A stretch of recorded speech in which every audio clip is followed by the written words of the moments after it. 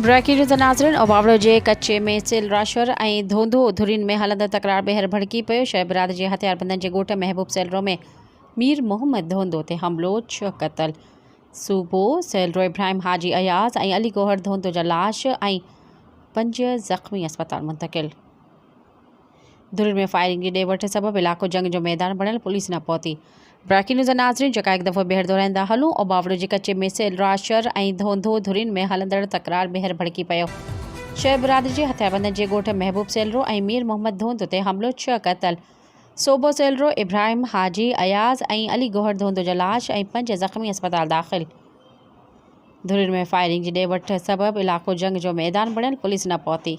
Subscribe कयो अवामी news HD खे ऐं ताज़ा तरीन ख़बरुनि लाइ ॾिसंदा रहो अवामी न्यूज़ HD।